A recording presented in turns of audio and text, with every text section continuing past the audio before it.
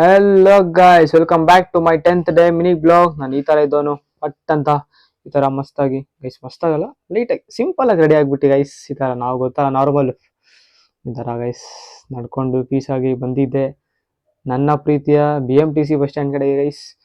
ಬಂದು ನೋಡ್ತೀನಿ ಬಸ್ ಬಂದಿರಲಿಲ್ಲ. ಸೊ ಸ್ವಲ್ಪ ಹೊತ್ತು ಬಿಟ್ಟು ಬಸ್ ಬಂತು.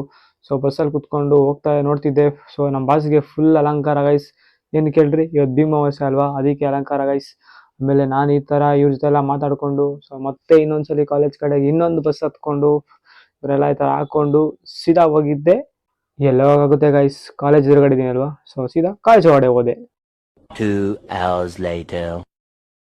ಸೊ ಗೈಸ್, ನಾನು ಮತ್ತು ನನ್ನ ಫ್ರೆಂಡ್ ವರುಣ ಕಾಲೇಜಿಂದ ಈಚೆ ಬಂದ ತಕ್ಷಣ ಈ ಥರ ಅರ್ಜೆಂಟಾಗಿ ಇಬ್ಬರು ಹೊರಟಿದ್ದೆ.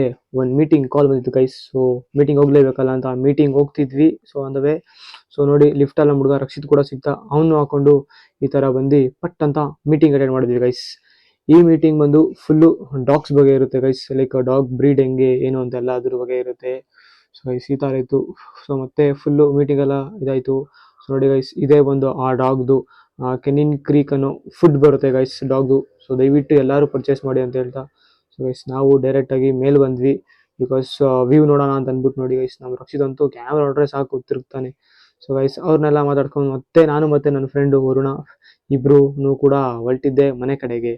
ಅವನು ಗೈಸ್ ನಾನು ಬಸ್ ಸ್ಟ್ಯಾಂಡ್ ಡ್ರಾಪ್ ಮಾಡ್ದ. ಸೊ ಗೈಸ್ ನಾನು ಈ ಥರ ಪಟ್ ಅಂತ ಬಸ್ ಹತ್ಕೊಂಡು ಪಕ್ ಅಂತ ಈ ಥರ ರೋಡಲ್ಲಿ ನಡ್ಕೊಂಡು ಗೈಸ್ ಸೊ ಫೈನಲಿ ಗೈಸ್ ಮನೆಗೆ ಬಂದೆ. ಸೊ ಗೈಸ್ ಇದಾಗಿತ್ತು ಇವತ್ತಿನ 10th day mini blog guys. ದಯವಿಟ್ಟು ಎಲ್ಲರೂ ಸಬ್ಸ್ಕ್ರೈಬ್ ಮಾಡಿ, ಶೇರ್ ಮಾಡಿ ಅಂತ ಹೇಳ್ತಾ ಇವತ್ತಿನ 10th ಡೇ ಮಿನಿ ಬ್ಲಾಗ್ನ ಇಲ್ಲಿಗೆ ಎಂಡ್ ಮಾಡ್ತಾ ಇದ್ದೀನಿ. ಹೇಳಕ್ ಇಷ್ಟಪಡ್ತೀನಿ. ಓಕೆ ಫ್ರೆಂಡ್, ಬಾಯ್.